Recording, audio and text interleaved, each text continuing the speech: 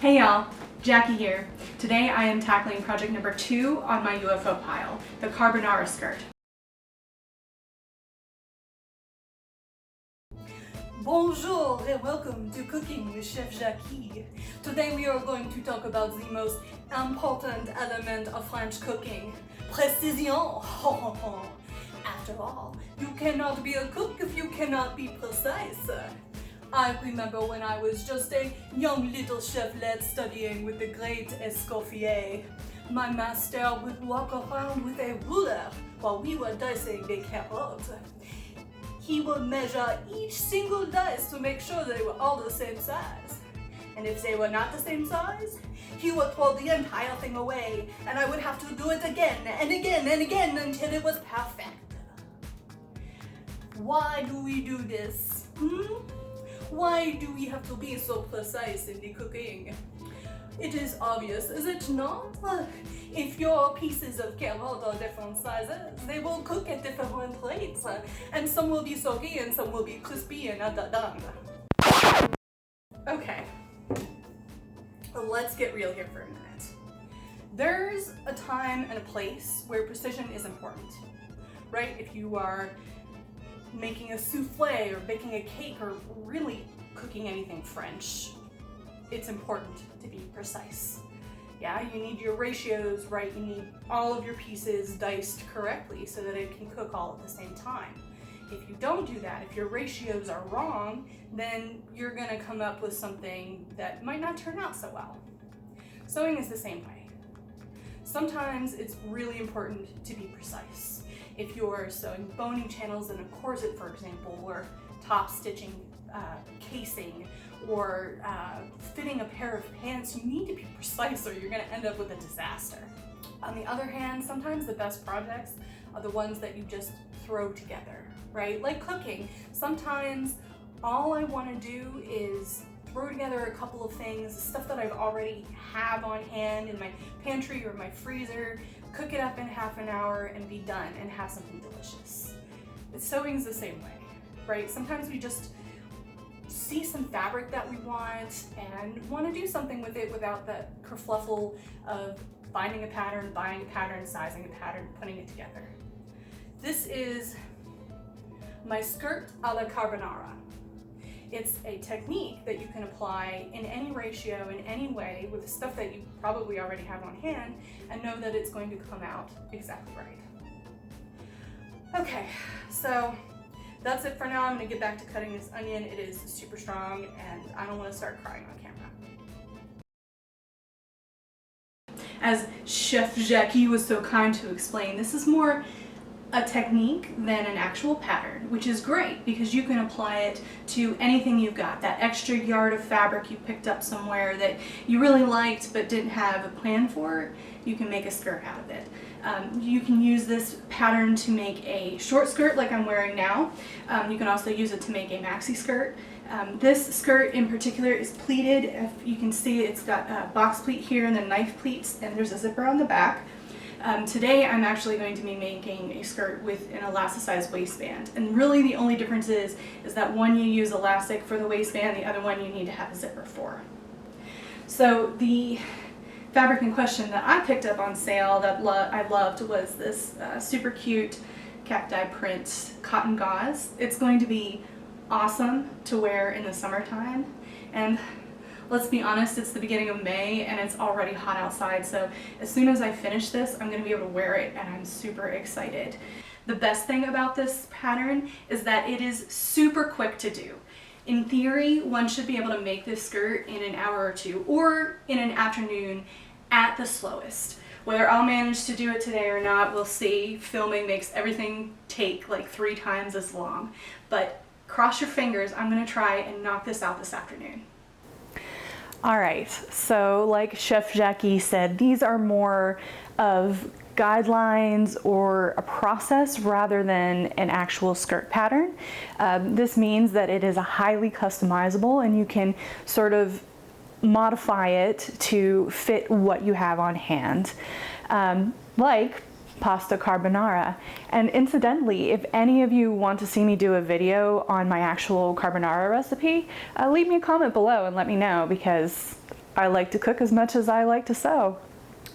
So before we get started, we have to make a couple of decisions. Not decisions! It's hard, I know, but usually I approach it from a standpoint of, okay, what have I got? What are the easiest decisions to make? And usually that is length of your skirt, because it is really dependent on your fabric. Do you have 60-inch wide fabric, or do you have 45-inch wide fabric? If you have 60-inch fabric, you can probably get a maxi skirt out of your cut.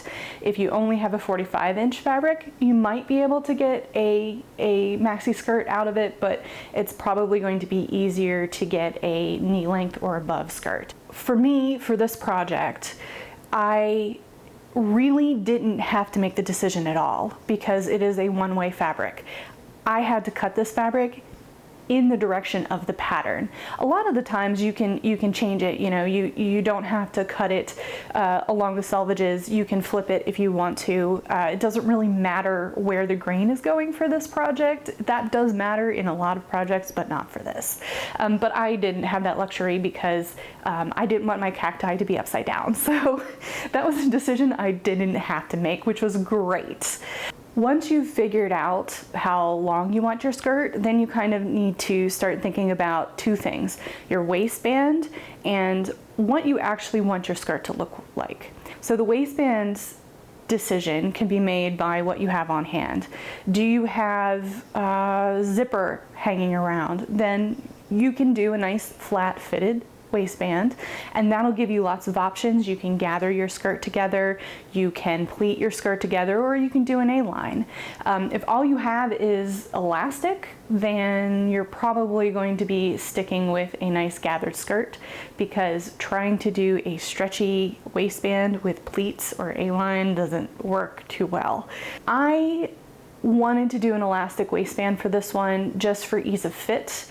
That way, if I lose weight, I can still fit into it. And as you'll see when I make this, I do make it a little bit smaller than I would like because I am losing weight.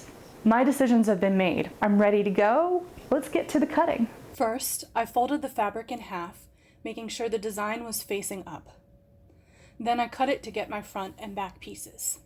To make the waistband, I measured and cut a 3-inch strip of fabric from the bottom of my skirt back.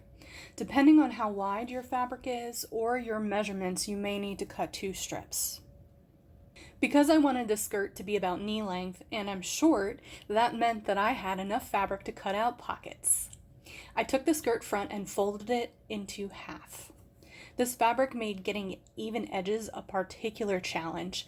Keep that in mind if you're ever working with cotton gauze. Then I cut out my pocket pieces. Again, if you're working with a one-way fabric, make sure you're keeping track of what direction it's going when you cut. The last thing you want to do is fold it in the wrong direction and realize you've cut from the sides of the skirt instead of the bottom. Then I snipped off the weird excess bit, and in a mild panic, quickly measured my fabric to make sure I didn't cut it too short, though I'd already double-checked this twice before I cut. This double gauze is a little see-through, so I bought 2 yards of what was labeled as cotton gauze on fabric.com. When I got it, it was not the same texture as the stuff I was working with. Instead, it was what I would classify as cotton crepe. I've worked with this fabric before, and honestly, I love it. It has a nice drape to it, it's lightweight, and sews up nice and easy. And yet, beep beep, here comes the mother-loving struggle bus. Watch as the native Jackie measures cuts to equal her cotton gauze. Notice the wrinkle of the fabric which she did not press for fear of messing up the crinkles inherent in the fabric. Notice her struggle to get the edges to meet up. The widths of the fabric are not equal because she did not think to check it before she bought it. And the 2 fabrics' textures don't like each other. Is it so surprising then that she should proceed to exclaim, "Oy vey, alright." Lining 86th. Speaking of the struggle bus, do y'all remember when I was working on the nunchuck dress and could not get those pockets to look right? Here's the correct way to put in your pockets. First, I serged all edges of all 4 pocket pieces before assembly. Now to pin them. Lay out your skirt front. Make sure your one-way fabric is facing up. Then mark your seam allowance on either side and measure down to where you want your pockets to start. Pin pocket and skirt with right sides together, making sure the sack is facing down. Repeat on the other side of the front with the other set of pockets, then pin the mates in the same fashion to the skirt back.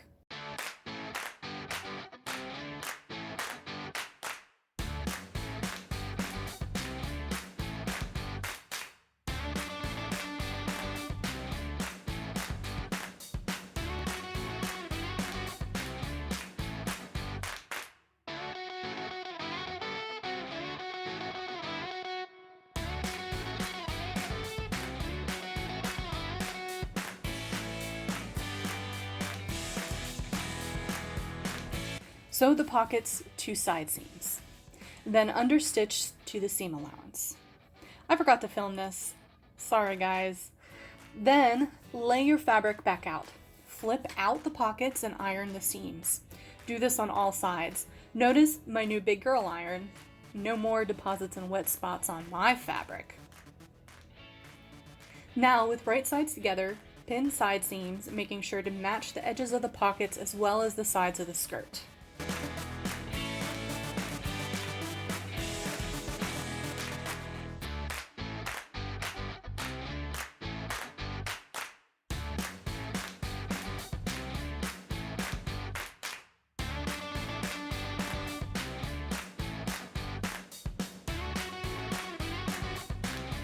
Sew both side seams.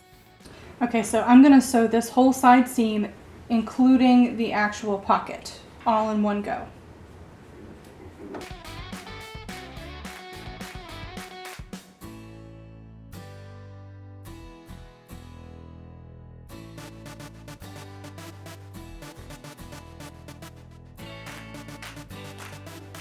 My waistband is going to be 1 inch wide for 3/4 inch elastic. I've cut a 3-inch strip to give myself 1/2 inch seam allowance. To prep the waistband, fold with right sides together and iron in half. Okay, so I've got the width of my skirt lined up on my ironing board here, and we're gonna look at a couple of options, things that we can do with this skirt. I have both the center front and back front marked, so I know where it is. It's really important when you're doing things like this because, you know, we don't have a pattern. Okay, so if you wanted to pleat this, first thing you need to do is have your waistband, and I've got this marked. So obviously this is going to be longer because I'm doing elastic, but I've got this marked. So let's pretend that's my waistband. That's how long my waistband wants to be if it's going to be static. Then I'm going to mark the center here.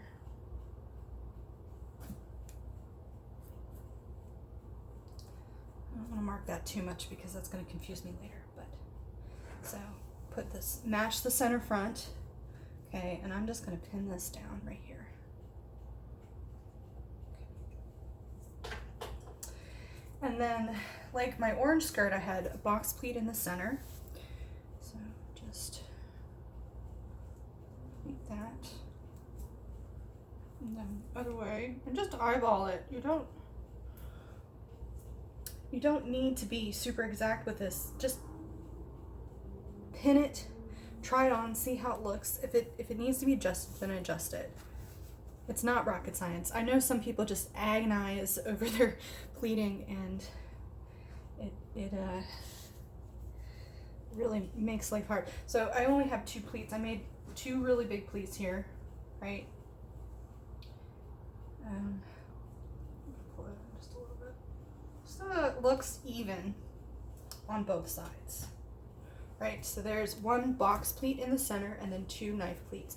Or let's make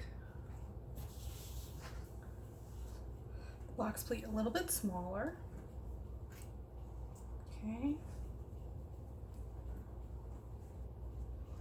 And then make smaller pleats. And this will give you more of a flare. And again, this has a lot to do with the size of your waist and the width of your fabric and the look that you want. If you want it to be super full and fit and flare, then you're gonna want more pleating, right, to give it more shape. And then just do the same on the other side and try and make it look even. But again, it doesn't have to be exact because it's going to be fitted onto your body, and your body is round. And so nobody's going to be looking at it and say, oh, well, your pleat is 3/4 of an inch on this side and it's an inch on that side, which it is.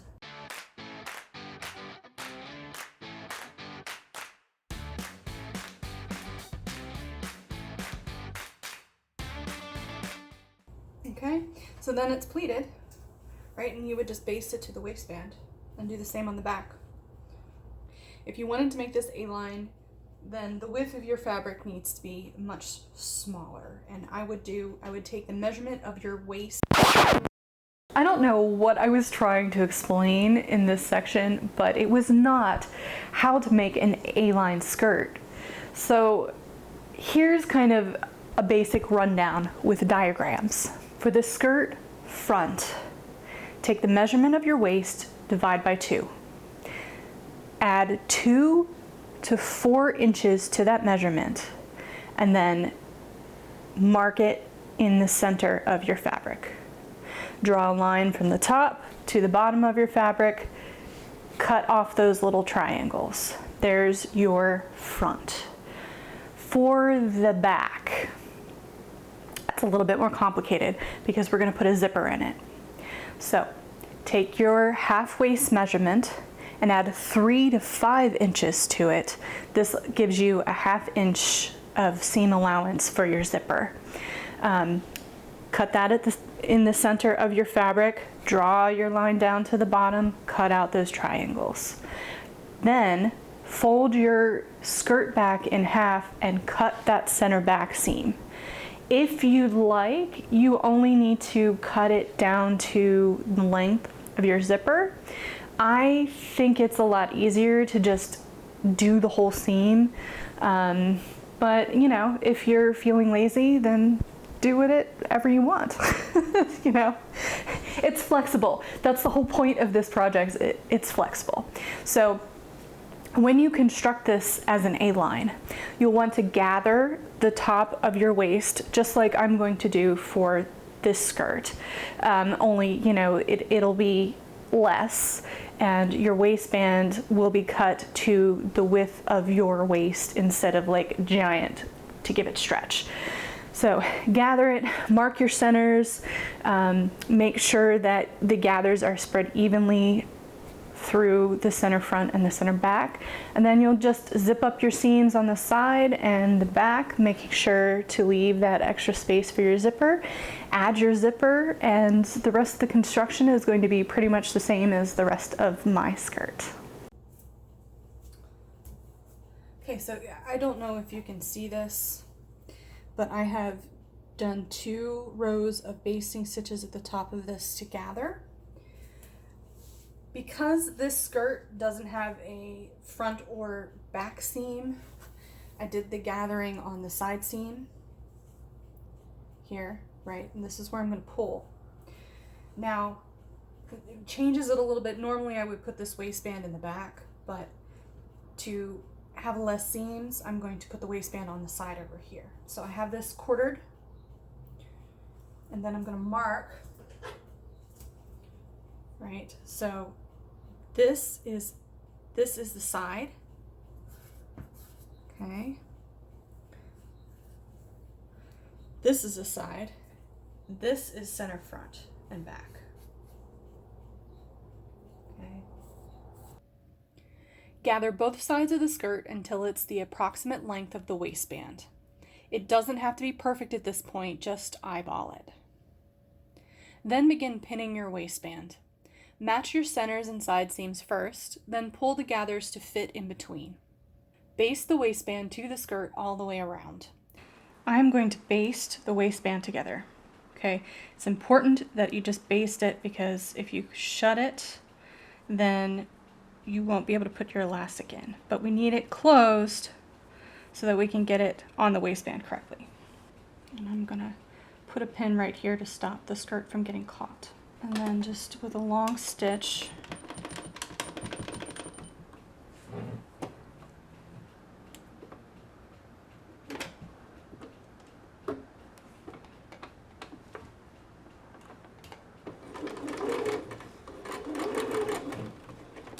and I'm gonna leave a decent tail so that I can pull it off later. Okay, now we take our time with this. I'm actually gonna dial this down so that I don't get ahead of myself.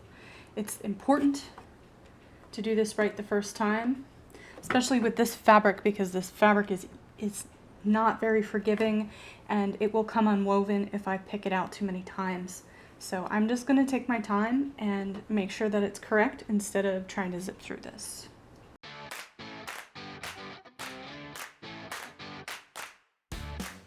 As you can see, this is already fraying like crazy. This is why I'm gonna be serging this. And like the basting, I'm gonna take my time to do this. And I want to make sure that I'm following the stitch mark.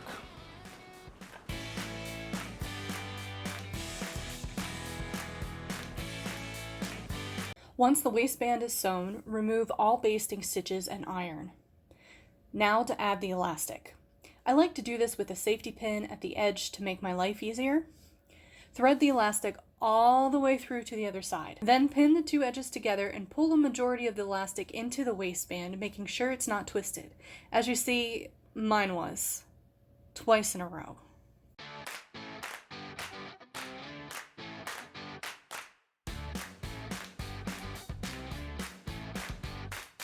Before I sew my elastic, I have a serger, so I'm gonna serge this together just like that, which is a very secure way of doing this. If you don't have a serger, that's okay. I have drawn on here.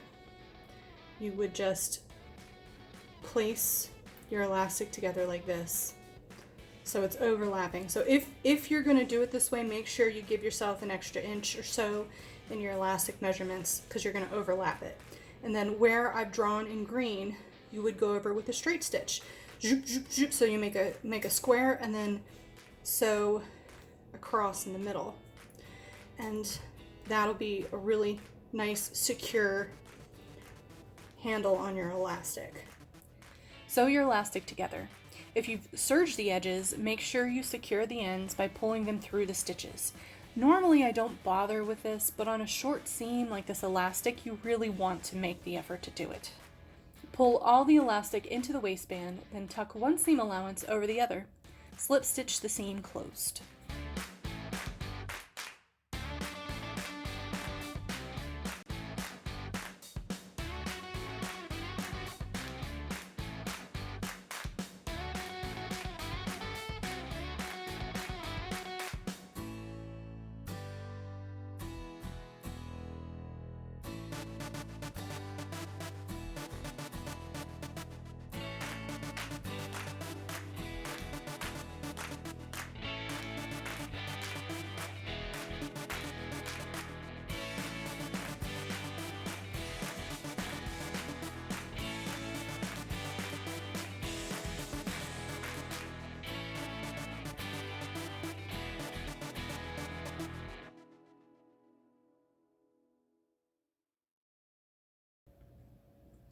Okay, this is a handy trick I only learned a couple of years ago. It's called stitching in the ditch. What this does is secure the elastic to prevent it from twisting inside your waistband as you wear and wash it. 100% worth the 30 seconds it takes to do this trick. All we're going to do is sew a regular straight stitch along the seam line or ditch, rendering it invisible after we're done. If you have two side seams like me, do it on both sides. You'll thank me later. Now, all that's left to do is the hem. I did this the lazy way. I pinned it up, marked where I thought I wanted it, and then cut. Then I went back and evened it out to make sure it was straight. Since I was planning on doing a rolled hem, I ironed up only 1/4 of an inch all the way around the hem. And then the rolled hem foot. Dun-dun-dun. Okay, wish me luck. This is probably not going to go well, but I'm going to try it anyway because I need to get better at it. So.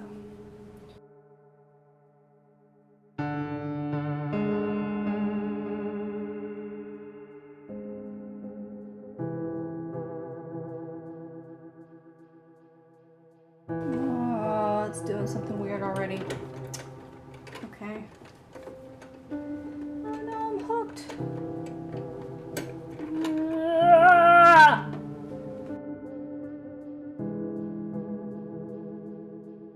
It's not curling. It's not rolling in all. Alright, let's try it again. Let's see if I can get there. Okay, why is it not? Okay, seriously, I hate this fabric. I love this fabric and I hate this fabric. Okay, you see, it's doing fine, it's doing fine, it's doing fine, and then all of a sudden it just stops tucking. Now I get to take this out. You know what, I'm not gonna take it out. I'm gonna be lazy. Little much, just a little much. Let's fix this.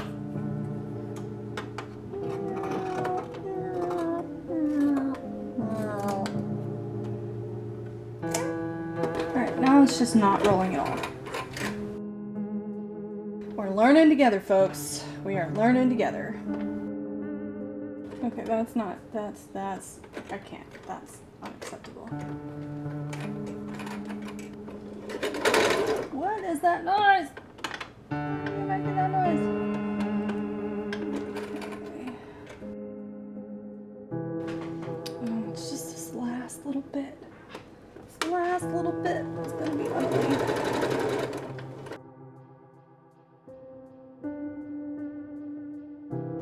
Alright, it's done. Not my finest work. After I trimmed my extensive threads, I ironed the hem and voila, c'est fini, as Chef Jackie would say. Alright, imperfect hem or not, it's done.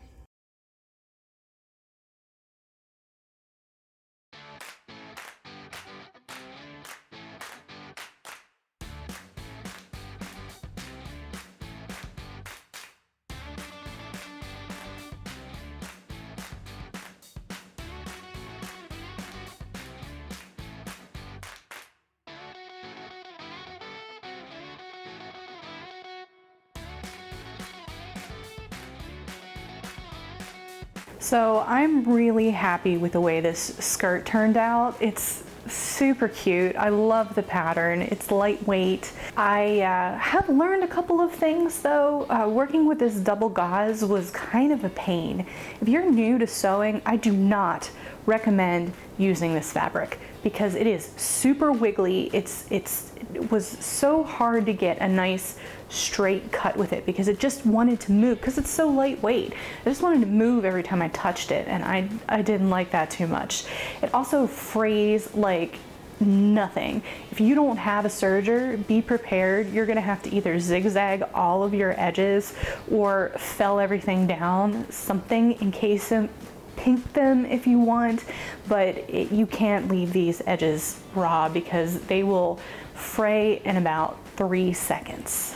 Now, there were a couple of issues in this process. The first is the pockets really aren't large enough. They just fit my hand. That's my fault. I drafted this pattern for my pockets and didn't really check it on anything first. But it's an easy thing to fix because all I need is another sheet of paper. I can draw it and add another probably inch or two around to make them a little bit larger. The roll hem incident was just awful. I have tried and tried and tried to get comfortable with that stupid thing, and the more I do it, the more I hate it. I have done so many chiffon skirts and just, I'm gonna learn how to hand roll and hand sew a hem, because 100% would rather hand sew this guy than deal with that stupid foot anymore. The hem on this skirt is pretty ugly. Maybe down the line I'm gonna go back and fix it, but for now I'm just gonna live with it because I'm tired of looking at this project. I'm ready to move on. All right, well, thank you all so much for watching. If you like this video and you want to see more, make sure you hit the like button. If you want to be notified when I post new content, make sure you subscribe. And other than that, that's it for me. Thanks, guys.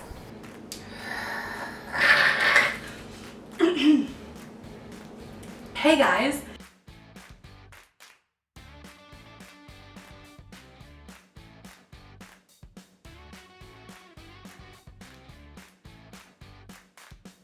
Now, let's see if Jax can sew a straight line today.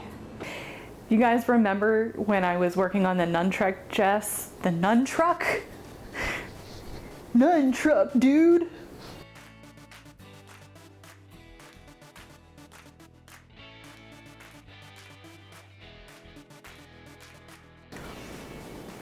Speaking of the struggle bus, the struggle nunchuck. Okay.